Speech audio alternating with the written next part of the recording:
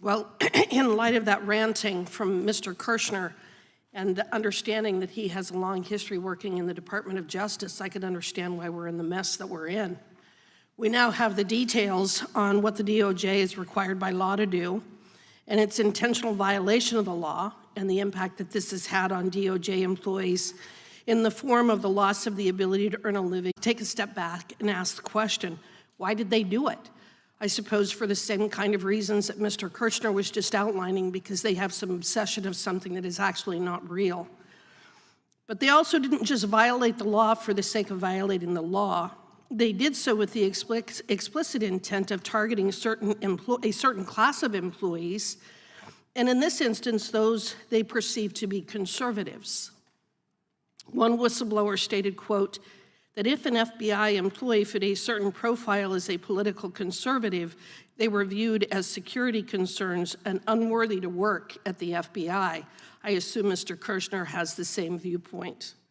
Mr. Allen, does a person's political beliefs, and most specifically holding conservative views, disqualify someone from serving in the FBI?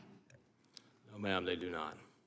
Well, then, based on your experience as an FBI veteran and target of the DOJ's unlawful acts, why do you think this political purity campaign is ongoing inside the FBI?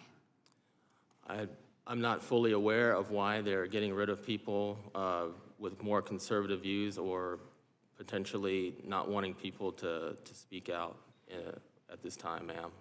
Well, and I think your testimony is that they also are trying to get rid of anyone who holds Christian values and Christian beliefs. Is that your experience as well? That is my experience, especially when you see the comments that were leveled against me and the findings during the investigation.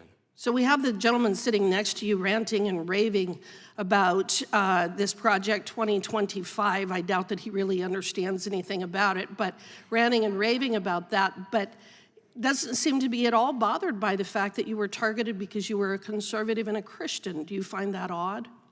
I do find it a bit surprising. We shouldn't be targeting groups of people within our organizations because of firmly held belief or any kind of political standpoint.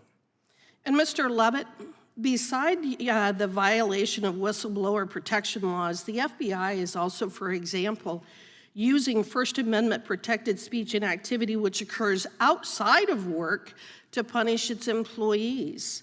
Were the officials involved in this unlawful conduct, such as Acting Assistant Section Chief Dina Perkins and Assistant Deputy Assistant Director Jeffrey Veltri, punished or in any way held accountable for their violation of employees' First Amendment rights?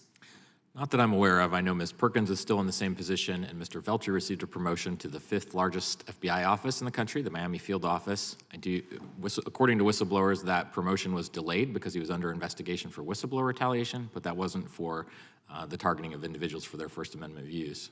Okay, so in this administration, and again, while ranting about Project 2025, in this administration, you can actually violate employees' First Amendment rights and get promoted. Is that what your testimony is? I don't know why the FBI didn't look at this closer, because again, it's clear that there was a widespread understanding that these were issues being looked at, that these were the considerations. And I know Mr. Horowitz has talked about them not exclusively only targeting conservatives, but all of the individuals that have come to us from these various whistleblowers. There's one counterexample of somebody who wasn't conservative. All the others that we've seen, there was a clear focus on these individuals' vaccination status, their First Amendment views, their political stances, and that seems to have gone, been accepted by leadership of the FBI. Boy, the FBI has really been weaponized against not only the American public, but its own employees, hasn't it? It's sad. The term weaponization obviously can mean a lot of things to a lot of people, but when you see the direct impact on someone's life, like Marcus and his family, to go 27 months without pay, as of today, he still has not received the 27 months of back pay that the FBI committed to give him. Similarly for Garrett O'Boyle, the amount of time they've gone, I think 23 months at this point, it truly has ruined their lives. Well, what does this actually say about the Department of Justice and FBI and their interest in actually righting the wrongdoing and the unlawful acts that they've engaged in? It's hard to make those kinds of sweeping conclusions, but I definitely would say that the way that you help keep people, you help them abide by good things by having good laws in place. And I firmly believe there need to be stronger laws to help prevent this kind of thing in the future. There have to be changes to protect FBI whistleblowers, no matter what administration or what political party is in power. Well, and I would agree with that. And Mr. Allen, I'm sorry for what the federal government did to you.